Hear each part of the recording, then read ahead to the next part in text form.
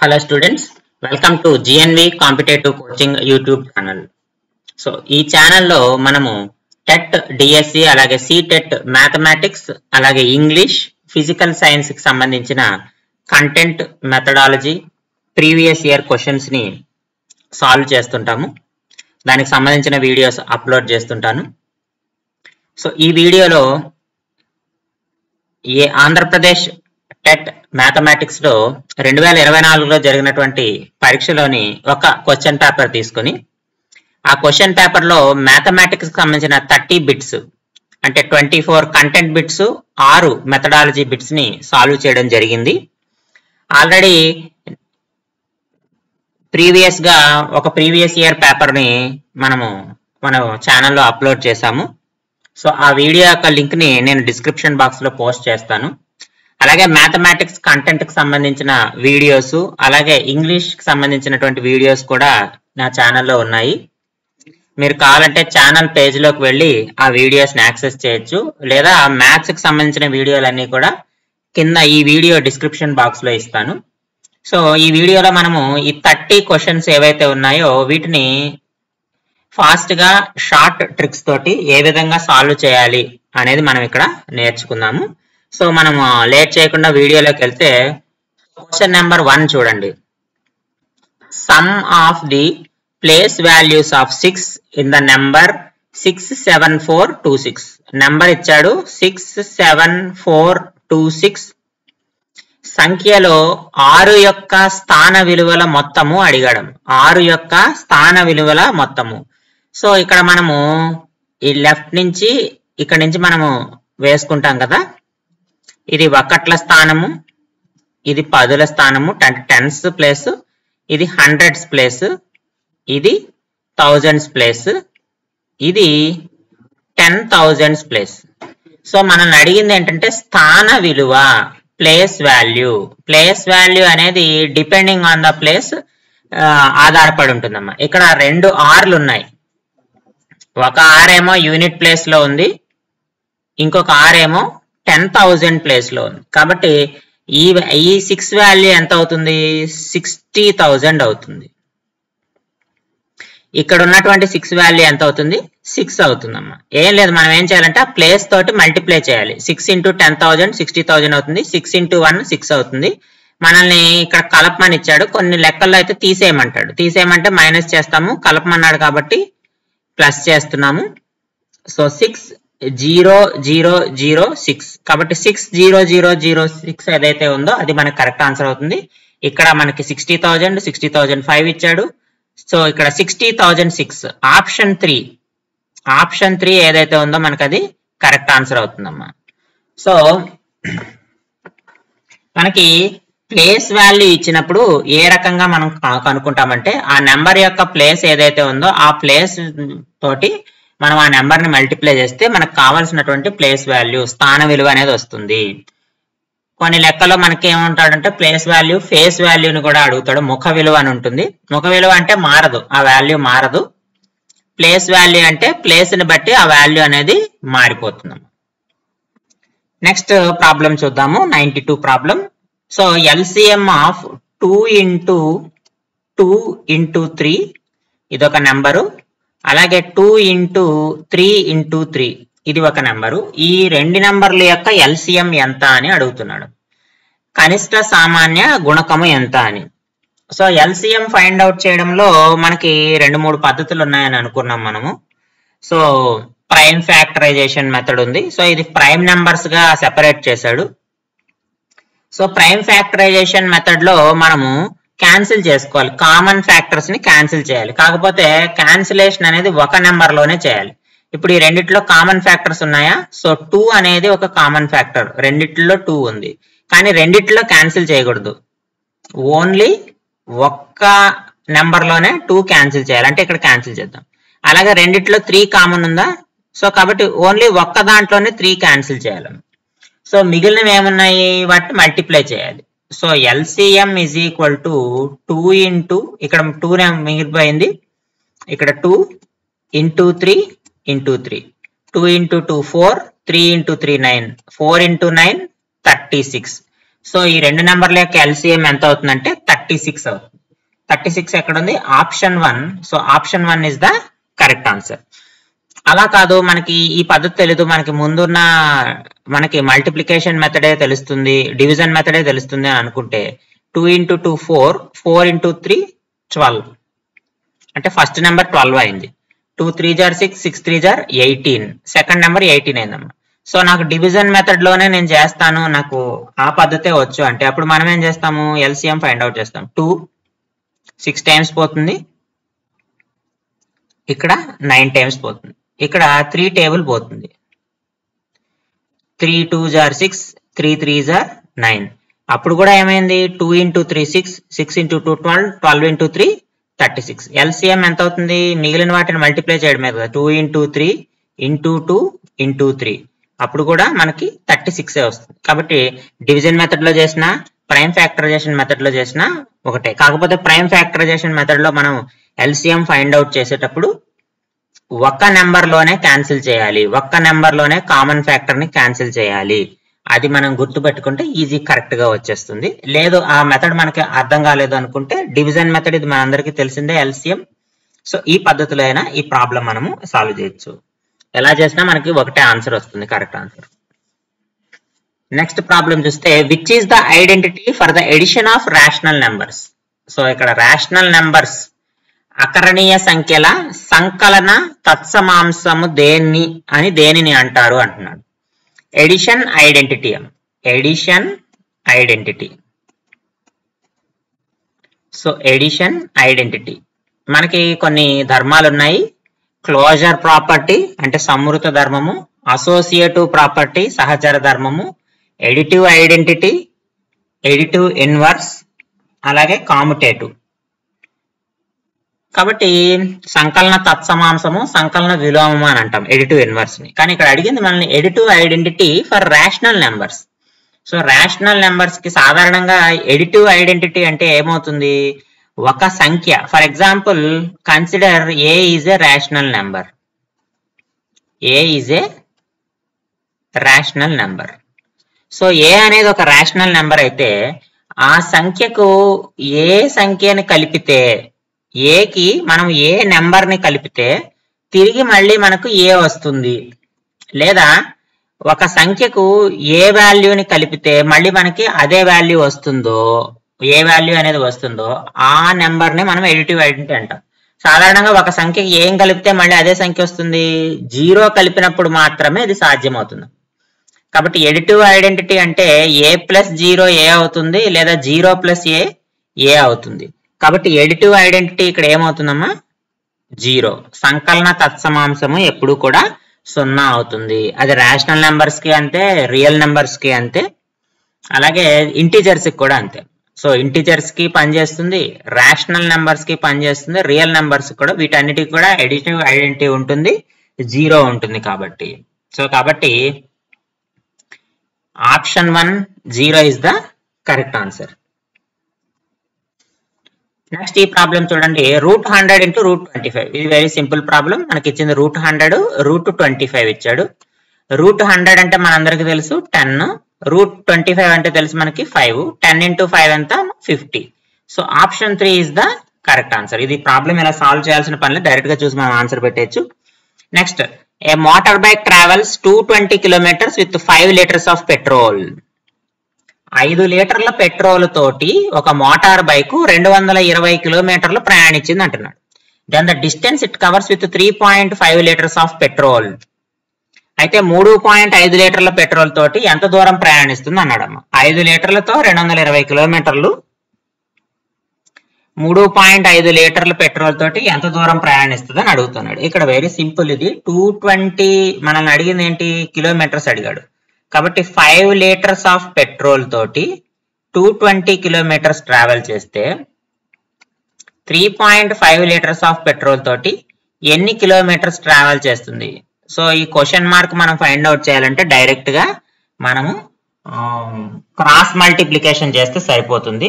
Cross multiplication చేస్తే that employees మనకు కావాల్సిన answer question mark is equal to ఎంత అవుతుందమ్మా? 220 × 3.5/5. 220 ఇంటూ 3.5/5. సో ఇక్కడ మనకి దీన్ని కొంచెం సింప్లిఫై చేద్దాం. 220 ఇంటూ ఇది 35/10 రాసుకుందామా?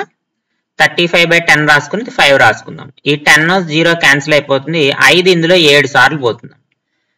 సో 22 ఇంటూ 7 మిగిలింది.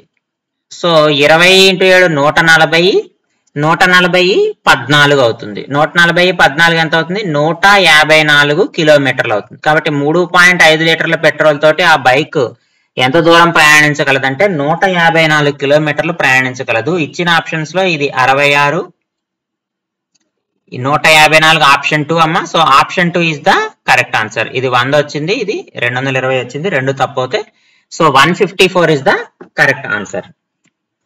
తర్వాత ప్రశ్న చూద్దాం. If the principal amount is 1200 then amount to be paid at the end of 2 years at 12% per annum.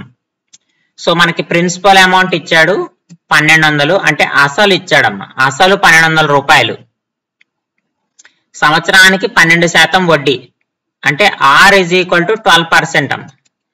ఎన్ని సంవత్సరాలు? 2 సంవత్సరాలకి, అంటే T is equal to 2 years. అయిన తర్వాత చెల్లించాల్సిన మొత్తము టోటల్ అమౌంట్ ఏ అడిగాడు. ఇక్కడ ఇంట్రెస్ట్ కాదు అడిగింది, ఏ అడిగాడు. సో టోటల్ అమౌంట్ కి ఫార్ములా ఏంటి మనకి? Principal plus interest, principal plus interest.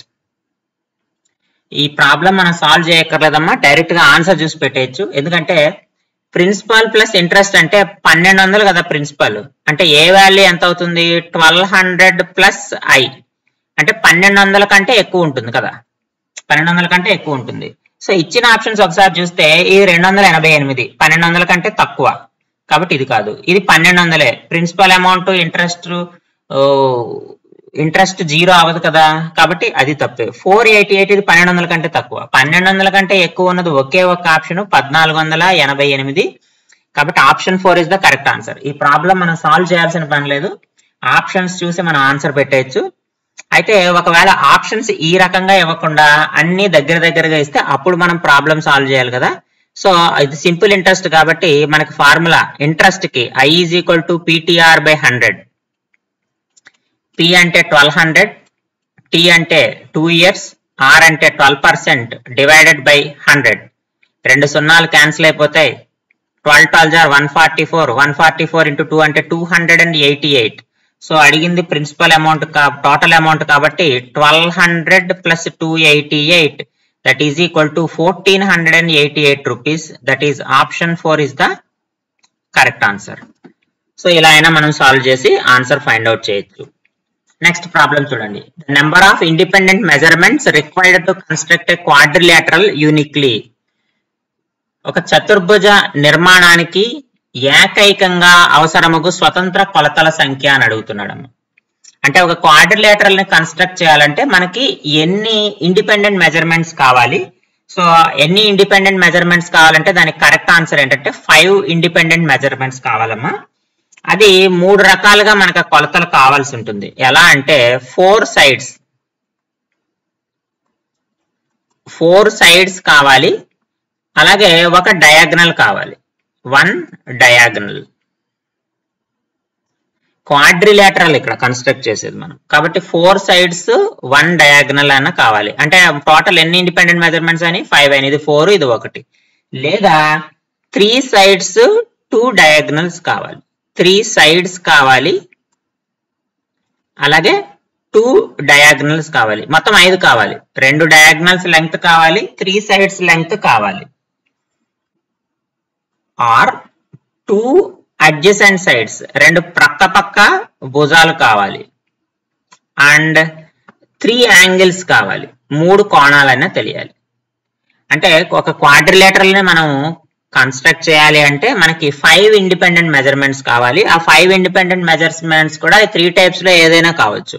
4 sides 1 diagonal తెలిసినా కన్స్ట్రక్ట్ చేయొచ్చు, 3 sides 2 డయాగ్నల్స్ తెలిసినా కన్స్ట్రక్ట్ చేయొచ్చు, 2 అడ్జసెంట్ సైడ్స్ 2 పక్క భుజాలు మరియు 3 కోణాలు 3 యాంగిల్స్ ఇలా తెలిసినా కూడా మనము కన్స్ట్రక్ట్ చేయొచ్చు. కాబట్టి దీనికి కరెక్ట్ ఆన్సర్ ఏంటంటే option 2 5 is the correct answer. Next a triangle with measurements 90 degrees, 60 degrees, 30 degrees is అని అడుగుతున్నాడు. 90 డిగ్రీలు 60 డిగ్రీలు 30 డిగ్రీలు కోణాలు కొలతలుగా గల త్రిభుజాన్ని ఏమంటారని. సో ఎప్పుడైతే మనకి త్రిభుజంలో 90 డిగ్రీలు ఉందో దాన్ని రైట్ యాంగిల్ ట్రయాంగిల్ అంటాం. 90 డిగ్రీలు త్రిభుజం అంటే ఇంతే కదా, త్రిభుజంలో 90 డిగ్రీలు ఉంటే ఇక్కడ 90 డిగ్రీస్ ఉంది. సో 60 కానీ 30 కానీ ఇక్కడ ఈ రెండిట్లో ఏదో ఒకటి అవుతుంది, ఒకటి 60 ఉంటే ఒకటి 30 ఉంటుంది. సో కాబట్టి ఎప్పుడైతే ట్రయాంగిల్లో యాంగిల్ 90 డిగ్రీస్ ఉందో దాన్ని మనం ఏమంటాము, లంబకోణ త్రిభుజము, రైట్ యాంగిల్ ట్రయాంగిల్, లంబకోణ త్రిభుజము అంటాం. అధిక కోణ త్రిభుజము అంటే 90 డిగ్రీల కంటే ఎక్కువ ఉంటుంది. గ్రేటర్ దాన్ 90 డిగ్రీస్ ఉంటే దాన్ని అబ్ట్యూస్ యాంగిల్ ట్రయాంగిల్ అంటాం. లెస్ దాన్ 90 ఉంటే యాంగిల్స్ అన్ని దాన్ని అక్యూట్ యాంగిల్ ట్రయాంగిల్ అంటాం. సో కాబట్టి మనకి 90 డిగ్రీస్ ఉంది ఎగ్జాక్ట్ గా, కాబట్టి ఈ ట్రయాంగిల్ ఇచ్చిన ట్రయాంగిల్ ని మనము రైట్ యాంగిల్ ట్రయాంగిల్, లంబకోణ త్రిభుజంగా చెప్తాం. Next area of rectangle whose sides are. ఇది చాలా సింపుల్ క్వశ్చన్. ఇది కూడా లెంగ్త్ 5x ఇచ్చాడు, బ్రెడ్త్ ఏమో x+1 ఇచ్చాడు. సో ఇది లెంగ్త్, ఇది బ్రెడ్త్ అనుకుందాం, అంటే ఇది పొడవు అనుకుందాము, ఇది వెడల్పు అనుకుందాం. మనకి ఏరియా కావాలి. Area of rectangle is equal to length into breadth, పొడవు ఇంటూ వెడల్పు. సో 5x ఇంటూ x+1 అంటే 5x² plus 5x, 5x² plus 5x. ఇచ్చిన ఆప్షన్స్ లో 5x² ప్లస్ 5x ఎక్కడ ఉంది, ఆప్షన్ 1 ఉంది. So option 1 is the correct answer. ఇవన్నీ మనకి రాంగ్ ఆన్సర్స్ అవుతాయి. సో ఈ ప్రాబ్లం డైరెక్ట్ గానే చేయొచ్చు. సో మనకి ఏరియా ఆఫ్ రెక్టాంగిల్ తెలిస్తే డైరెక్ట్ గా ఇక్కడే మల్టిప్లై చేయొచ్చు, 5x² ప్లస్ 5x. డైరెక్ట్ గా మనం ఆన్సర్ అయితే ఫైండ్ అవుట్ చేయొచ్చు. Next 1 hour 120 seconds in minutes అంట. 1 గంట మరియు 120 సెకండ్లు నిమిషాల్లోకి మార్చగా అన్నాడు. ఇది కూడా సింపుల్ క్వశ్చన్. దీని ఆన్సర్ ఎంత అంటే 62 అవుతుంది. దీని ఆన్సర్ 62. సో మనం చేస్తే 1 hour అన్నాడు, 1 hour అంటే 60 minutes. తర్వాత 120 seconds అన్నాడు, 120 seconds అంటే 2 minutes కదా, ఎందుకంటే 60 seconds 1 minute కాబట్టి, 60 seconds 1 minute కాబట్టి 120 seconds 2 minutes అవుతాయి. సో కాబట్టి 62 minutes అవుతాయి. ఈ రెండు యాడ్ చేస్తే 62 minutes అవుతాయి. సో కాబట్టి ఆన్సర్ ఏంటమ్మా, 62 అనమాట. Next the standard form of 3186000000. మొత్తం ఎన్ని సున్నాలు ఉన్నాయో కౌంట్ చేయండి. 7 zeros ఉన్నాయి. ప్రామాణిక రూపం రాయమంటున్నాడు. అన్ని కూడా ఎందులో రాశాడు, 10^10 లో రాశాడు. సో కాబట్టి 7 ఇంకొక 3 స్థానాలు ముందుకు వెళ్ళాలి. 10 × 10^10 లో రాసుకోవాలి. అంటే ఏమవుతుంది, దీని వాల్యూ 3.186 × 10⁻10 అవుతుంది. -10 అనేది రాదు, ఎందుకంటే మల్టిప్లికేషన్ కాబట్టి -10 అనేది రాదు. కాబట్టి ఆప్షన్ 2 అవ్వదు, ఆప్షన్ 4 కూడా అవ్వదు. 10^10 తో మల్టిప్లై చేశాక ఇక్కడ 7 zeros ఉన్నాయి, 8, 9, 10. కాబట్టి 3.186 × 10^10 అనేది దీని యొక్క స్టాండర్డ్ ఫామ్, ప్రామాణిక రూపం అవుతుంది. కాబట్టి ఇది మనకి ఆప్షన్ 1 అనేది మనకి కరెక్ట్ ఆన్సర్ అవుతుంది. నెక్స్ట్ 1 or 2 చూడండి. ఇది formula, algebraic formula, a² - b². a² - b² formula మనందరికి తెలుసు, a + b × a - b. ఇక్కడ ఆప్షన్ లో ఉందా, a - b × a + b అని ఇచ్చాడు. సో ఆప్షన్ 3 ఏదైతే ఉందో మనకు అది కరెక్ట్ ఆన్సర్ అవుతుంది. Next Raju's age is y years. Raju యొక్క వయసు y సంవత్సరాలంట.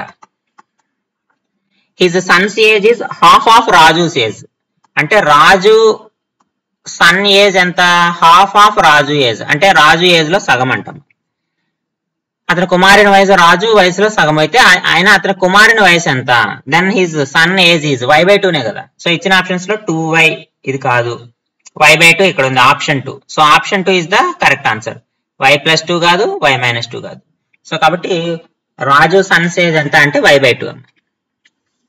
నెక్స్ట్ ఇక్కడ చూడండి, value of x × x - 3 + 2 at x = 1. x = 1 వద్ద x × x - 3 + 2 విలువ ఎంత అన్నాడు. x ప్లస్ లో 1 సబ్స్టిట్యూట్ చేయండి, డైరెక్ట్ గా సబ్స్టిట్యూట్ చేద్దాం. x × x - 3 + 2 = 1 సబ్స్టిట్యూట్ చేయండి. 1 × 1 - 3 + 2 1 ఇంటూ అదే వాల్యూ వస్తుంది కదా, 1 - 3 అంటే -2, -2 + 2 ఎంత 0. సో -2 + 2 0 అంటే option 4 is the correct answer. అంటే x = 1 వద్ద వాల్యూ ఎంత అవుతుందంటే 0 అవుతుంది.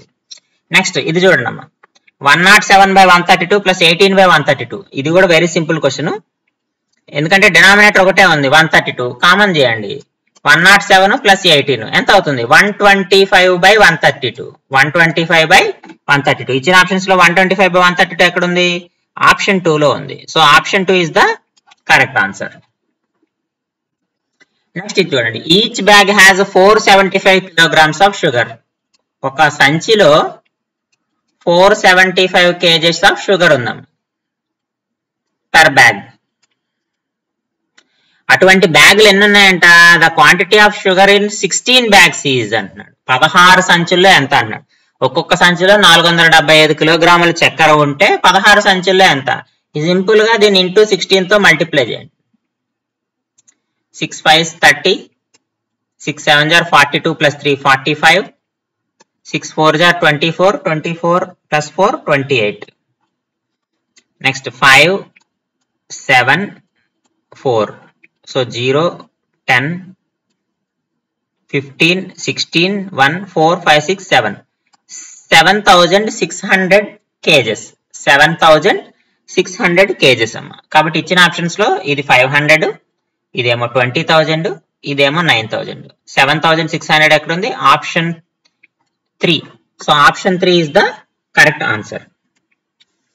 Next, half the product of its diagonals of a quadrilateral represents area of cube అమ్మ. ఏరియా ఆఫ్ క్యూబ్ అంటే సాధారణంగా సర్ఫేస్ ఏరియా తీసుకుంటాం మనం కదా, సర్ఫేస్ ఏరియా. క్యూబ్ అంటే స్క్వేర్ షేప్ లో ఉంటది, 6 సర్ఫేసెస్ ఉంటాయి కాబట్టి 6 సర్ఫేసెస్ 6 స్క్వేర్స్ అన్నమాట. సో 6a² అవుతుంది. సో డయాగనల్స్ ఇక్కడ రావు. Area of trapezium of a + b × h. So అక్కడ మనకి హైట్ వస్తుంది, ప్యారలల్ సర్ఫేసెస్ మధ్య డిస్టెన్స్ హైట్ అనేది వస్తుంది, AB సైడ్స్ ఏవైతే ఉంటాయో వాటిని తీసుకుంటాము. సో కాబట్టి ఇక్కడ డయాగనల్స్ కాదు. Area of circle πr². ఇక్కడ ఎక్కడ కూడా సర్కిల్ లో మనకి డయాగనల్స్ అనే కాన్సెప్ట్ రాదు. సో కాబట్టి half of the diagonals d1 × d2/2 is the area of rhombus. Area of rhombus అంటే ఇక్కడ చతుర్భుజంలోని కర్ణముల లబ్ధములో సగము అనేది దేనిని సూచిస్తుంది అన్నాడు. అంటే కర్ణాల లబ్ధము మనకి d1 d2 2 కర్ణాలు అనుకుంటే ఆ కర్ణాల లబ్ధంలో సగము రాంబస్ వైశాల్యం అవుతుంది. రాంబస్ వైశాల్యం అవుతుంది. ఎందుకంటే సమగణ వైశాల్యము అంటే మనము సర్ఫేస్ ఏరియా తీసుకుంటాం 6a² అవుతుంది. ట్రెపీజియం ఏరియా ఏమో ½ a + b × h అవుతుంది. వృత్త వైశాల్యం ఏమో πr² అవుతుంది. కాబట్టి ½ d1 d2 అనేది ఏరియా ఆఫ్ రాంబస్ కి సమానం అవుతుంది. Next, probability of getting an ace కావాలంట from a well shuffled deck of 52 playing cards. బాగా కలిపిన 52 పేక ముక్కల కట్ట నుంచి ఒక ఏస్ ముక్క వచ్చుటకు గల సంభావ్యత అని అడుగుతున్నాడు. ప్రాబబిలిటీకి మనకి ఫార్ములా ఏంటంటే ఫేవరబుల్,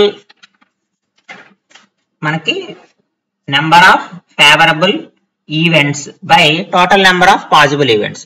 ప్రాబబిలిటీకి ఫార్ములా అదే కదా, number of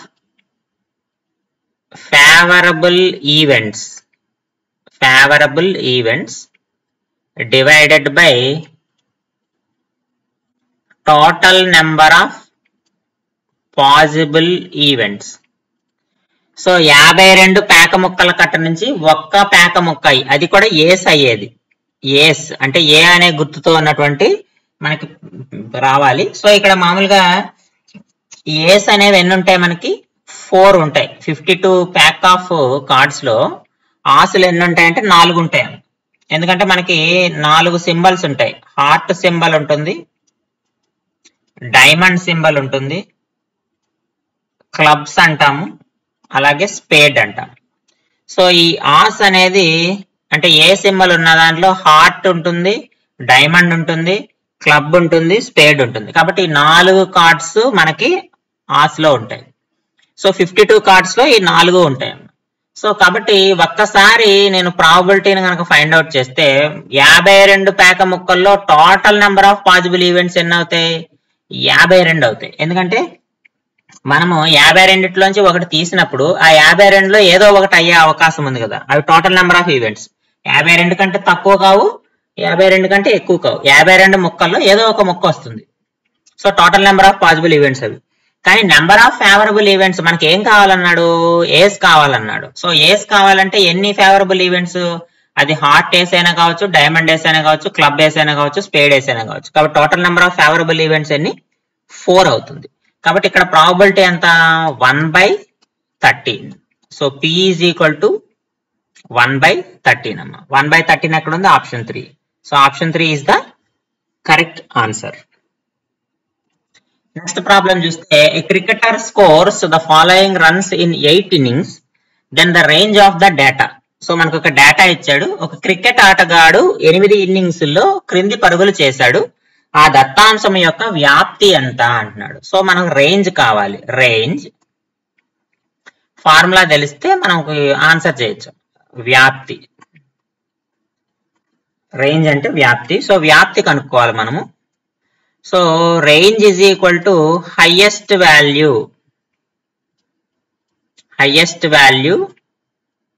minus lowest value. Highest value minus lowest value అంటే maximum value minus minimum value అని కూడా అనొచ్చమ్మా. అంటే గరిష్ట విలువ మైనస్ కనిష్ట విలువ, గరిష్ట విలువ మైనస్ కనిష్ట విలువ. ఇచ్చిన పరుగులు ఒకసారి చూడండి. 58, 76, 40, 35, 46, 45, 10 లీస్ట్ వాల్యూ ఉంది, 100 గరిష్ట వాల్యూ ఉంది. అంటే 100 మాక్సిమం వాల్యూ, 10 అనేది లీస్ట్ వాల్యూ. 100 - 10 ఎంతమ్మా? 90. So 90 is the correct answer. So దీన్ని మనం ఏమి అసెండింగ్ ఆర్డర్ లో రాసుకోకర్లేదు, ఏం చేయక్కర్లేదు. ఉన్న వాటిలో మాక్సిమం వాల్యూ ఎంత, మినిమం వాల్యూ ఎంత తీసుకొని మాక్సిమం మైనస్ మినిమం చేస్తే మనకు డైరెక్ట్ గా ఆన్సర్ అనేది వచ్చేస్తుంది. నెక్స్ట్ ఇంకో ప్రాబ్లం చూస్తే, 5 meters to 10,000 kilometers రేషియో అడిగాడు. 5 మీటర్లు కిలోమీటర్లు అయితే కిలోమీటర్లు ఎన్ని మీటర్లు అయితే 1 కిలోమీటర్ అవుతుందో మనకు తెలియాలి. 1000 మీటర్లు 1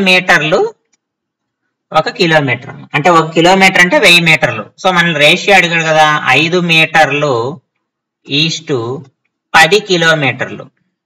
కానీ ఇక్కడ కిలోమీటర్లు ఉంటే మనం దీన్ని క్యాన్సిల్ చేయలేం. కాబట్టి కిలోమీటర్ ప్లేస్ లో మనం ఏం రాసుకోవాలి? మీటర్లో రాసుకోవాలి. అంటే 5 మీటర్లు ఈస్టు 1000, ఆల్రెడీ 10 ఉంది, 10,000 మీటర్లు. మీటర్లు క్యాన్సిల్ అయిపోతాయి.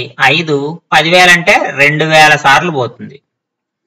కాబట్టి ఆన్సర్ ఎంత అవుతుంది? 1:2000 అవుతుంది. 1:2000. దట్ ఈజ్ ఆప్షన్ 3 మనకి కరెక్ట్ ఆన్సర్ అవుతుంది. నెక్స్ట్ ఇక్కడ చూడండి. If P is principal, R is rate of interest and N is a time period, then the formula for the total amount ఏ అడుగుతున్నాడు. when interest is compounded annually, P అసలు, R వడ్డీ rate మరియు N కాల వ్యవధి అయిన 1 సంవత్సరానికి, ఇక్కడ మనకి కావాల్సిన పాయింట్ ఇది. 1 సంవత్సరానికి ఒక్కసారి వడ్డీ లెక్కించిన అయ్యే మొత్తానికి సూత్రము total amount A is equal to P into 1 + R/100. 1 సంవత్సరం అయితే N, హాఫ్ ఇయర్లీ అయితే 2N, క్వార్టర్లీ అయితే 4N. ఇలా మనం ప్రాబ్లం N వాల్యూని బట్టి మనము ఇక సంవత్సరానిక, 2 ఏళ్లకా, 3 ఏళ్లకా అనే దాన్ని బట్టి ఇక్కడ వాల్యూ అనేది మారుతుంది. సో కాబట్టి ఇక్కడ 1 సంవత్సరానికి అన్నాడు కాబట్టి హోల్ పవర్ మనకి N మాత్రమే వస్తుంది. సో కాబట్టి ఈ ఇచ్చిన ఆప్షన్స్ లో ఈ ఫార్ములాని సూట్ అయ్యేది ఏముందమ్మా? P into 1 + R/100 N. So option 3 మనకి కరెక్ట్ ఆన్సర్ అవుతుంది. నెక్స్ట్ ప్రాబ్లం చూద్దాము. విచ్ ఈజ్ ట్రూ అని అన్నాడమ్మా. All the squares are rhombuses and also rectangles. All rectangles are squares. All kites are rhombuses. All squares are not parallelograms. So మనకి 4 statements ఇచ్చాడు. వాటిలో ఏది సత్యం అని అడుగుతున్నాడు. చతురస్రాలన్నీ సమచతుర్భుజాలు మరియు దీర్ఘచతురస్రాలు అంటున్నాడు. దీర్ఘచతురస్రాలన్నీ చతురస్రాలు అన్నాడు. గాలిపటాలన్నీ కూడా సమచతుర్భుజాలు అన్నాడు. చతురస్రాలన్నీ సమాంతర చతుర్భుజాలు కావు అని ఇచ్చాడు. ఒక్కొక్క స్టేట్మెంట్ ని మనం చూద్దాము. All squares are rhombuses and also rectangles. Yes, ఇక్కడ ఇది కరెక్ట్ ఆన్సర్ అమ్మా. ఎందుకంటే చతురస్రాలన్నీ సమచతుర్భుజాలు, దీర్ఘ చతురస్రాలు అన్నాడు. స్క్వేర్, మనకి ఇది స్క్వేర్ కదా. స్క్వేర్ అనేటప్పటికి 4 రైట్ యాంగిల్స్ ఉంటాయి, 4 90 degrees ఉంటాయి. అలాగే అన్ని సైడ్స్ ఈక్వల్ ఉంటాయి. సో రాంబస్ తీసుకోండి, రాంబస్ లో కూడా అన్ని సైడ్స్ ఈక్వల్ ఉంటాయి. రెక్టాంగిల్ తీసుకోండి, అన్ని 90 degrees ఉంటాయి. కాబట్టి స్క్వేర్ ని మనము ఒకటి క్లాస్ ఆఫ్ రాంబసెస్ రెక్టాంగిల్స్ గా తీసుకోవాలి. ఎందుకంటే ఆల్ సైడ్స్ ఈక్వల్ అవుతుంది రాంబస్ లో, రెక్టాంగిల్ లోనేమో 4 sides 90 degrees ఉంటుంది, 4 angles. సో కాబట్టి స్టేట్మెంట్ 1 ఏదైతే ఉందో అది మనకి కరెక్ట్. చతురస్రాలన్నీ సమచతుర్భుజాలు, దీర్ఘ చతురస్రాలు అనేది. మిగతా ఎందుకు రాంగో చూద్దాం. ఆల్ రెక్టాంగిల్స్ ఆర్ స్క్వేర్స్, ఇది తప్పు. ఎందుకంటే స్క్వేర్ అంటే అన్ని సైడ్స్ ఈక్వల్ ఉంటాయి, రెక్టాంగిల్ అంటే ఓన్లీ ఆపోజిట్ సైడ్స్ మాత్రమే ఈక్వల్ ఉంటాయి, ఇవి మాత్రమే ఈక్వల్ ఉంటాయి. బట్ స్క్వేర్ వచ్చేటప్పటికి 4 sides ఈక్వల్ ఉంటాయి. కాబట్టి ఈ స్టేట్మెంట్ తప్పు. దీర్ఘ చతురస్రాలన్నీ చతురస్రాలు కావు. ఆల్ కైట్స్ ఆర్ రాంబసెస్, ఇది కూడా తప్పమ్మా. గాలిపటాల షేప్ లో ఉండొచ్చు కానీ గాలిపటాలు అనేవి రాంబస్ అవుతుంది అనే దానికి అవకాశం లేదు. All squares are not parallelograms అన్నాడు. బట్ స్క్వేర్ ఇలా ఉంటుంది, ప్యారలలోగ్రామ్ అనేది ఆపోజిట్ సైడ్స్ ప్యారలల్ గా ఉంటాయి. ఇది కదా ప్యారలలోగ్రామ్, సమాంతర చతుర్భుజం. ఇది నిజానికి ఆపోజిట్ సైడ్స్ ప్యారలల్ గా ఉంటాయి స్క్వేర్ లో కూడా, దీంట్లో కూడా ఆపోజిట్ సైడ్స్ ప్యారలల్ గా ఉంటాయి. కాబట్టి ఆల్ స్క్వేర్స్ ఆర్ ప్యారలలోగ్రామ్స్ అనేది కూడా మనం తీసుకోవచ్చు, ఎందుకంటే ఆపోజిట్ సైడ్స్ ఈక్వల్ ఉంటాయి కాబట్టి. నాట్ ప్యారలలోగ్రామ్స్ అన్నాడు కాబట్టి ఈ స్టేట్మెంట్ తప్పు. సో కాబట్టి ఇచ్చిన వాటిలో కరెక్ట్ స్టేట్మెంట్ ఏంటంటే చతురస్రాలన్నీ సమచతుర్భుజాలు మరియు దీర్ఘ చతురస్రాలు. All squares are rhombuses and also rectangles. తర్వాత క్వశ్చన్ చూస్తే which is not an improper function అన్నాడు. ప్రాపర్ ఫంక్షన్, ఇంప్రాపర్ ఫంక్షన్, మనకి రెండింటికి డిఫరెన్స్ తెలిస్తే ఈ ఆన్సర్ సాల్వ్ చేయొచ్చు. ప్రాపర్ ఫంక్షన్ క్రమభిన్నము, క్రమభిన్నము అంటాం. ఇంప్రాపర్ ఫంక్షన్ అపక్రమ భిన్నము, అపక్రమ భిన్నము. ప్రాపర్ ఫంక్షన్ ఎప్పుడు అవుతుంది? మనకి ఫంక్షన్ అనగానే, భిన్నము అనగానే న్యూమరేటర్ బై డినామినేటర్, లవము బై హారము ఉంటుంది, అంతే కదా. న్యూమరేటర్ బై డినామినేటర్, లవము బై హారం ఉంటుంది. ఇక్కడ ప్రాపర్ ఫంక్షన్ అని ఎప్పుడు అంటాము అంటే when numerator is less than denominator, లవము కంటే హారము తక్కువగా ఉంటే దాన్ని క్రమభిన్నము అంటాము. When numerator is greater than denominator, లవము కంటే హారము కంటే లవము ఎక్కువ ఉంటే దాన్ని ఇంప్రాపర్ ఫ్రాక్షన్, అపక్రమ భిన్నము అంటాం. అంటే పై వాల్యూ ఎక్కువ ఉండి కింద వాల్యూ తక్కువ ఉంటే ఇంప్రాపర్ ఫ్రాక్షన్. పై వాల్యూ తక్కువ ఉండి కింద వాల్యూ ఎక్కువగా ఉంటే అప్పుడు దాన్ని ప్రాపర్ ఫ్రాక్షన్ అంటాం. సో అలాంటివి ఏమున్నాయి ఇక్కడ చూడండి. 11/11 రెండు సమానంగా ఉన్నాయి కాబట్టి ఇది ఇంప్రాపర్ ఫ్రాక్షన్. ఇది ఇట్ ఈస్ ఇంప్రాపర్ ఫ్రాక్షన్. ఇక్కడ మనల్ని ఏం అడిగాడు? అపక్రమ భిన్నం కానిది అన్నాడు. సో అంటే ప్రాపర్ ఫ్రాక్షన్ ఏదో కనుక్కోవాలి. 11/8 ఇక్కడ కూడా న్యూమరేటర్ ఎక్కువ ఉంది, డినామినేటర్ తక్కువ ఉంది. లవం విలువ 11 ఉంది, డినామినేటర్ లో 8 ఉంది, కాబట్టి ఇది కూడా ఇంప్రాపర్ ఫ్రాక్షనే. ఇది చూడండి 8/11, this is proper fraction. So option 3 8/11, ఇక్కడ న్యూమరేటర్ తక్కువ, డినామినేటర్ ఎక్కువ ఉంది కాబట్టి 3 అనేది కరెక్ట్ ఆన్సర్ అవుతుంది. ఆప్షన్ 4 చెక్ చేస్తే 13/11, న్యూమరేటర్ ఎక్కువ ఉంది, డినామినేటర్ తక్కువ ఉంది, ఇది కూడా ఇంప్రాపర్ ఫ్రాక్షన్. కాబట్టి ఇచ్చిన ఆప్షన్స్ లో ప్రాపర్ ఫ్రాక్షన్ ఏదమ్మా? 8/11. Leela is Radha's younger sister. Leela is Radha's younger sister అంటే లీలా రాధ చెల్లెలు అంట. Leela is 1.5 years younger than Radha. Radha కంటే లీలా 1.5 సంవత్సరాలు చిన్నది అన్నాడు. If Radha age is P, Radha వయస్సు పి అయినా లీల వయస్సు ఎంత అని అడుగుతున్నాడు. సో ఇక్కడ రాధ వయస్సుని పి అన్నాడు, రాధాస్ ఏజ్ ఎంత అంటే P అమ్మ. సో లీలా ఏజ్ ఎంతంట? రాధా ఏజ్ కంటే 1.5 year తక్కువ ఉంటుంది. కాబట్టి రాధాస్ ఏజ్ మైనస్ 1.5 years అంతే కదా. రాధాస్ ఏజ్ P ఇచ్చాడు, P మైనస్ 1.5 లేదా P మైనస్ ఈ మిక్స్డ్ ఫ్రాక్షన్ లోకి మారిస్తే 3/2 అవుతుంది. సో కాబట్టి లీలా ఏజ్ ఎంత? P minus 3/2 years. P minus 3/2 years. ఇచ్చిన ఆప్షన్స్ లో P ప్లస్ ఉంది కాబట్టి తప్పు, P ప్లస్ 1 ఉంది తప్పు, P మైనస్ 3 ఉంది తప్పు. P minus 3/2 option 4 is the correct answer.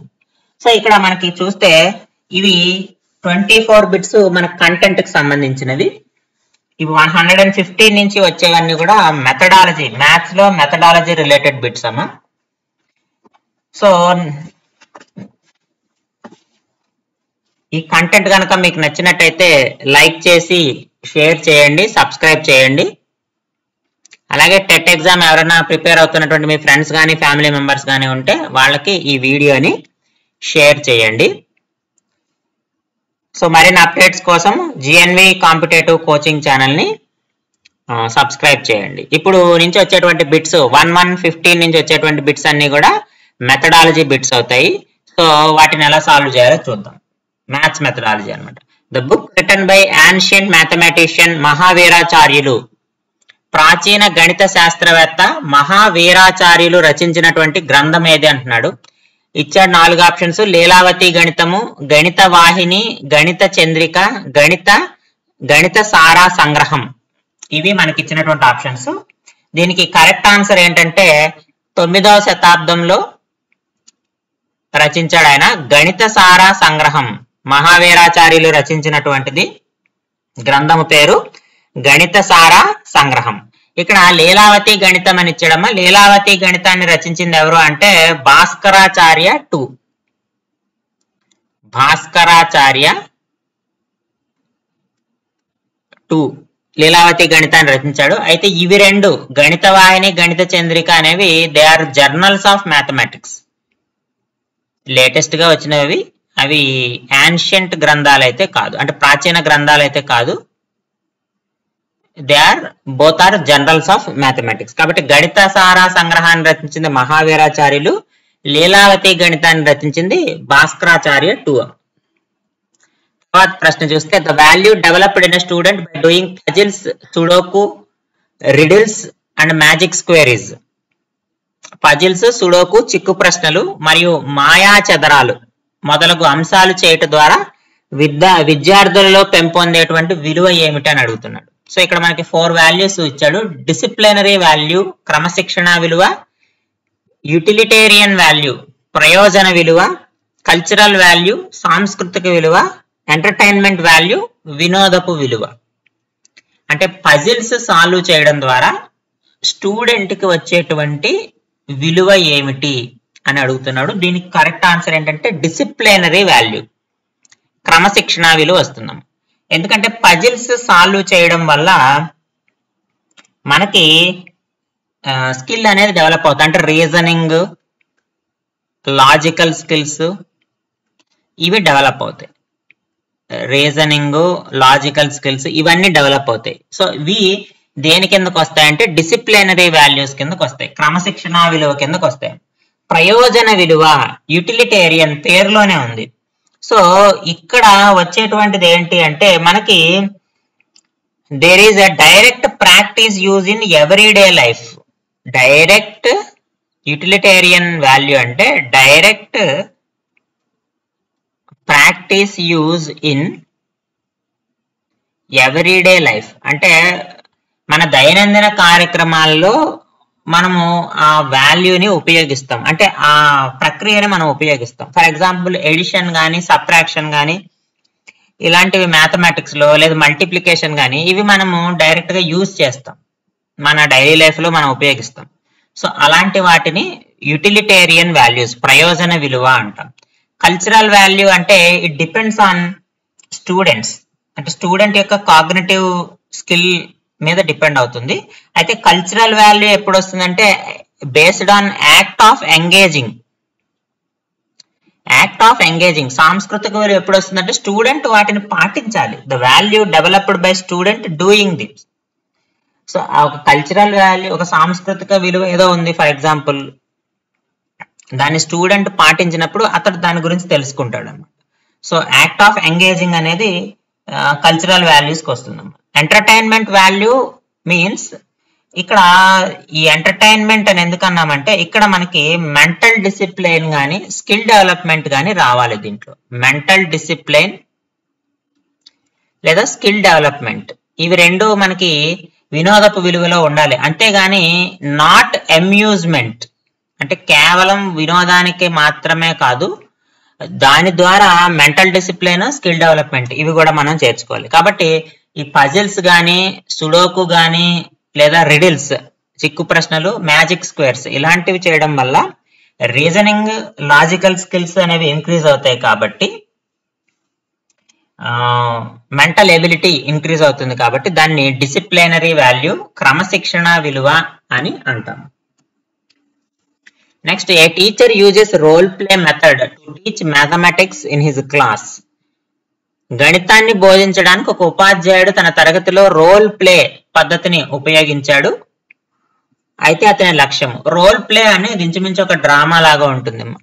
So ఆ డ్రామా అంటే ఏదైనా ఒక ఇన్సిడెంట్, ఒక సీన్ ఇచ్చి ఆ సీన్ ని అక్కడ మనము క్రియేట్ చేస్తాం. సో దాన్ని మనము రోల్ ప్లే అంటాము. సో రోల్ ప్లే యొక్క ముఖ్యమైన ఉద్దేశం ఏంటి అని మనకు 4 ఆప్షన్స్ ఇచ్చాడు. ప్రొజెక్టింగ్ ఐడియాస్ అంటే ఆలోచనలను రేకెత్తించడం, కీపింగ్ చిల్డ్రన్ బిజీ విద్యార్థులు ఖాళీగా ఉండకుండా చేయడం, మెయింటైనింగ్ డిసిప్లిన్ క్రమశిక్షణ పాటించడం, ఎంటర్టైనింగ్ చిల్డ్రన్ విద్యార్థులను ఆనందింపజేయడం. సో ఇక్కడ మనకి రోల్ ప్లే వల్ల ఉపయోగం ఏంటంటే student learn by pretending to be someone or something else. Role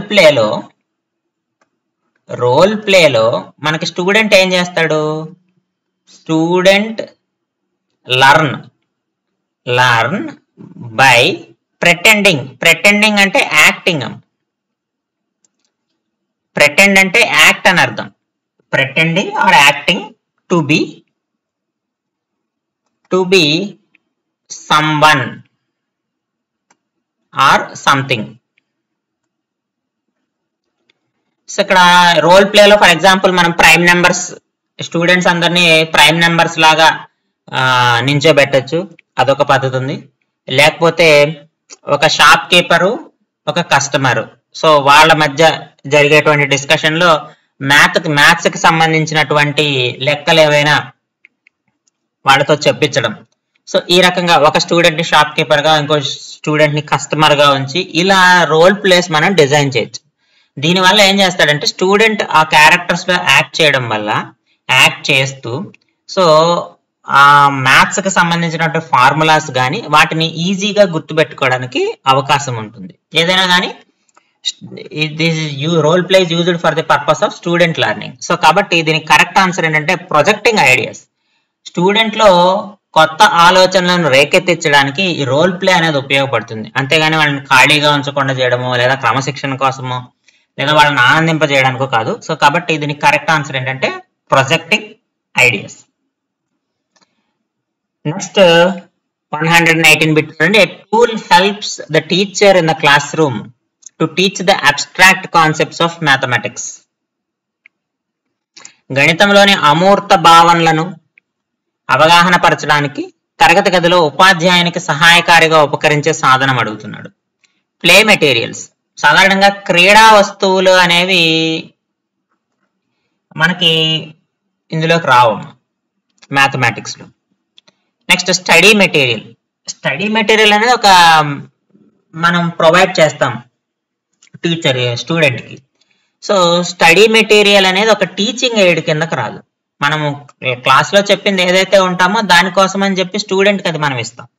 అలాగే నోట్స్ మనం చెప్పినప్పుడు స్టూడెంట్ రాసుకోవడము లేదా మనం చెప్పి స్టూడెంట్ చేత రాయించడము ఇలా జరుగుతుంది. సో కాబట్టి నోట్స్ కూడా కాదు. కాబట్టి దీనికి కరెక్ట్ ఆన్సర్ ఏంటంటే టీచింగ్ ఎయిడ్స్, బోధనోపకరణాలు. మ్యాథమెటిక్స్ లో పర్టికులర్ గా వచ్చేసి మనకి బ్లాక్స్ అలాగే బీడ్స్, పూసలు అంటాం కదా అవి, లేదా చార్ట్స్, అలాగే డయాగ్రామ్స్, లేదంటే డిజిటల్ టూల్స్. ఈ మధ్య మనం డిజిటల్ టూల్స్ ఎక్కువ వాడుతున్నాం కదా, డిజిటల్ టూల్స్. సో ఇవి అన్ని కూడా టీచింగ్ ఎయిడ్స్కి వస్తాయి. ఈ టీచింగ్ ఎయిడ్స్ అనేది తరగతి గదిలో విద్యార్థులకు అవగాహన కలిగించడానికి ఉపాధ్యాయుడికి ఉపయోగపడేటువంటి సాధనాలు అనమాట. అందుకని వీటిని టీచింగ్ ఎయిడ్స్ అన్నారు, బోధనోపకరణాలని. సో కరెక్ట్ ఆన్సర్ ఏంటంటే option 3. In preparing mathematics curriculum we should give the priority to the students' needs, interests and abilities. According to the principles of construction of curriculum, this statement belongs to which of the following value? So మనకి ఇక్కడ 4 values మళ్ళీ ఇచ్చాడు. ఇందాక మనం already discuss చేసాము. Cultural value, utilitarian value, disciplinary value, principle of child centredness అని already ఇందాక మనం ఈ పైన చెప్పినటువంటి 3 వాల్యూస్ డిస్కస్ చేసాం. గణిత విద్యా ప్రణాళిక నిర్మాణంలో విద్యార్థి యొక్క అవసరాలు, ఆసక్తులు, సామర్థ్యాలకు ప్రాధాన్యతనివ్వాలి అనేది స్టేట్మెంట్. సో ఈ స్టేట్మెంట్ ఏ నియమం ప్రకారం వచ్చింది అని అడుగుతున్నాడు, ఏ విలువకు సంబంధించిందని. ఆల్రెడీ డిసిప్లినరీ వాల్యూ, క్రమశిక్షణ విలువ అంటే మనకి mental ability, reasoning, logical skills పెరుగుతాయని చెప్పాం. కల్చరల్ వాల్యూ అంటే యాక్ట్ ఆఫ్ ఎంగేజింగ్. సో విద్యార్థి తనంతట తాను మన కల్చరల్ ఆస్పెక్ట్ ఏదైతే ఉందో పాటించి తెలుసుకుంటాడు, ఆ సాంస్కృతిక భావనని అర్థం చేసుకుంటాడు. యూటిలిటేరియన్ వాల్యూ అంటే డైలీ లైఫ్ యూసేజ్. సో రోజువారీ పద్ధతిలో మనం ఉపయోగించడానికి మనకు ఆ ఫార్ములాస్ అవి ఎట్లా ఉపయోగపడతాయి అనే దాని గురించి మనం నేర్చుకుంటాం. సో కాబట్టి విద్యార్థి యొక్క ఆసక్తి, సామర్థ్యానికి, అవసరాలకు ప్రాధాన్యతనివ్వాలి అంటే ప్రిన్సిపల్స్ ఆఫ్ చైల్డ్ సెంటర్నెస్, శిశు కేంద్రీకృత నియమం ఏదైతే ఉందో దీని ఆధారంగా మనము మ్యాథ్స్ కరికులం ని ప్రిపేర్ చేస్తాం. So principle of child centredness, so దీని ద్వారా మనము మ్యాథ్స్ యొక్క కరికులం ని ప్రిపేర్ చేస్తాం. లాస్ట్ క్వశ్చన్ చూడండి. Evaluation based approach in writing lesson plan was proposed by. So evaluation అంటే మూల్యాంకన ఆధారిత పాఠ్య పథక నమూనాను ప్రతిపాదించిన వారు ఎవరు అని. ఇవాల్యుయేషన్ బేస్డ్ అప్రోచ్ అంటే మూల్యాంకన ఆధారిత పాఠ్య పథక నమూనా అని, లెసన్ ప్లాన్. దీనికి కరెక్ట్ ఆన్సర్ ఏంటంటే Benjamin Bloom's. Benjamin Bloom's. So ఈయన ఒక 3 మెథడ్స్, ఆబ్జెక్టివ్,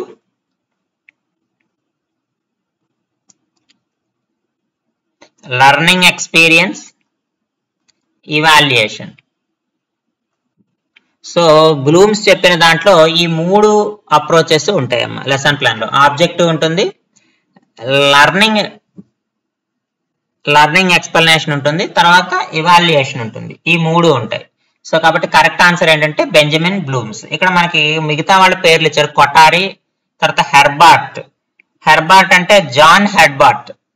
ఈయన పూర్తి పేరు John Frederick Herbert. So John Frederick Herbart 5 steps చెప్పాడు. 5 స్టెప్స్ లో అంటే లెసన్ ప్లాన్ లో ప్రిపరేషన్, ప్రజెంటేషన్, తర్వాత association, generalisation, application. 5 types: preparation, presentation, association, generalisation, application. So ఈ 5 స్టెప్ అప్రోచ్ చెప్పాడు. తర్వాత Morrison, Henry C Morrison. Henry C Morrison ఈయన ఏం చెప్పాడంటే యూనిట్ ప్లాన్ ఆఫ్ టీచింగ్.